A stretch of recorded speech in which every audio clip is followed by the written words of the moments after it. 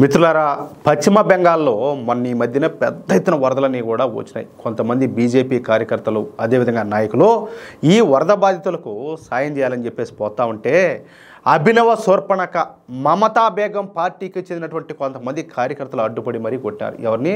BJP నాయకుల్ని, కార్యకర్తలు. ఎవరు? టీఎంసీ పార్టీ వాళ్ళు. ఇది ఏమి న్యాయము?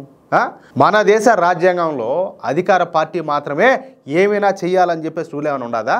లేక ఏమైనా చేయాలి అంటే స్థానిక అధికార పార్టీ పర్మిషన్ తీసుకోవాలని చెప్పేసి ఏమన్నా ఉండదా? నాకైతే అర్థం కావడంలే. ఇది పశ్చిమ బెంగాల్లో ఉన్నటువంటి పరిస్థితి. అదేదో పెద్దవాళ్ళు సామెత చెప్తారు, అమ్మ బెట్టదో అడగతే నీదని చెప్పేసి. అది ఇట్టాడిదేనేమో. పశ్చిమ బెంగాల్లో రాష్ట్రపతి పాలన బెటరు.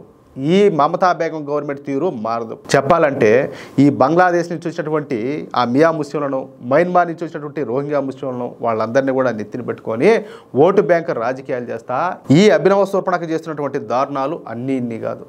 ఈవిడేమో రొంబా రొంబా తొంబా తొంబా హంబా హంబా అని చెప్పేసి డ్యాన్స్ ప్రోగ్రాంలో పాల్గొనేదానికి పోయింది. ఏది? ఒక పక్క పశ్చిమ బెంగాల్లో వరద వచ్చంతా కొట్టుకొని పోతా ఉంటే పశ్చిమ బెంగాల్లో ఉన్నటువంటి హిందువుల్లో చైతన్యం వస్తే తప్ప పశ్చిమ బెంగాల్లో భగవంతుడు కూడా కాపాడలేడు. చెప్పాలంటే అది మరొక బంగ్లాదేశ్ అవ్వడం ఖాయం. ఇంకేం జరుగుతుందో వాళ్ళ రాత అనేది వాళ్ళ చేతల్లోనే ఉన్నది. ఇంకేం జరుగుతుందో చూద్దాం.